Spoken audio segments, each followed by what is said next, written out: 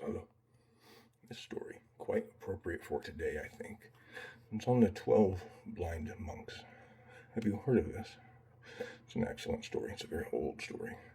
And it'll be paraphrased and retrofit for today.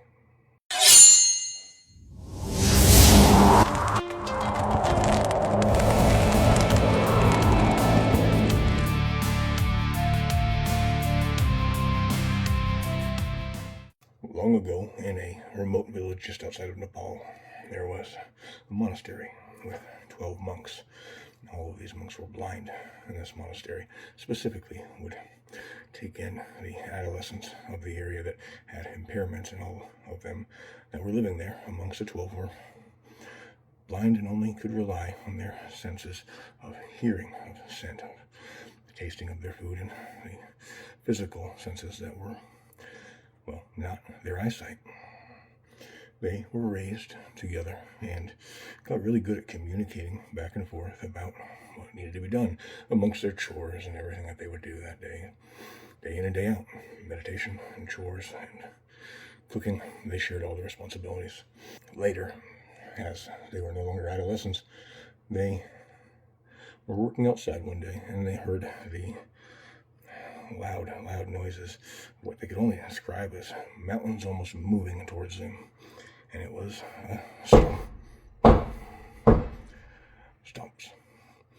stomps repetitively, heading their direction, stepping right up and outside of their front gate. As they put down their brooms and cleaning materials, they walked right on up to where this was, and each one of the monks had touched a different part of what had just come up directly in front of the monastery that was an elephant. They had never seen an elephant because they were blind, and they've never even heard of anything happening in that area. It was just something that was strolling through one day. As each one of the monks put their hand on a different section, they started describing. One on the tail, talking about how it's frayed like the end of ropes. One on the trunk, talking about how it's like a large log with scales up and down. Another on the horn, and describing the hardness and pointiness of the tip. One on the ear, described it like a flapping blanket. And all of the descriptions all varied drastically as they were describing these things to each other on what it was like. They all were describing something different, totally and wholly different. They began arguing and disagreeing, and that was a problem because that had never happened to them before. How could one thing be so many? It was only through continuing conversations and asking questions, starting to listen to what everyone was saying about the different parts of the elephant, that they were able to start to gain traction and understanding. Instead of arguing, they switched their mindset from trying to be right and trying to understand. As they trusted all of their brothers and sisters of this monastery, they knew they wouldn't be lying to them, but why they were describing these things in such a strange way when it was so different from what they had felt was truly confusing to them. After some time of each of them going through and feeling the different sections, they were able to discover what an elephant was, and that was only doable through communication, opening of the mind and heart, and only listening to understand, not to be right. Now, this is an old story, a very old story, and I did not create it. But if you want to know its origins, you can DM me. I'll tell you.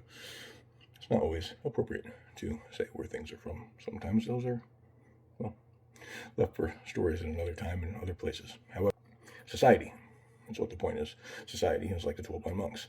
If we are not communicating enough, if we are not questioning enough, if we are not open enough to be able to receive others' visceral experiences of their own, and they may not be wrong, well, then we have a problem and may be like the 12 blind monks before they discovered listening to understand and not be right is what they all needed to do in communication, and trusting one another to depart the knowledge and share with them.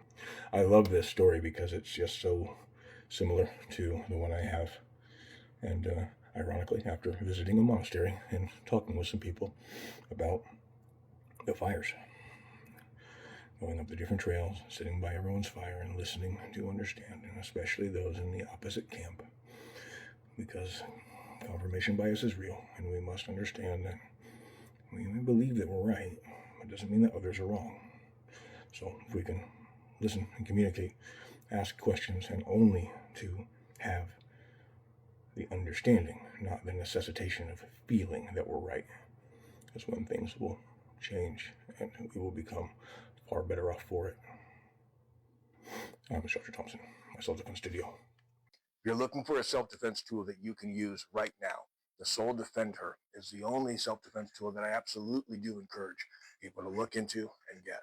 This company's technology in both devices that they sell sends out emergency alerts to 24/7 dispatch and contact the police for you, as well as your own emergency contacts, meaning you can let your loved ones know that you need help right now, the push of a button, or if you end up having to engage with this spray. You can find and use this code here and get yours today. I'm Instructor Thompson, my self-defense studio.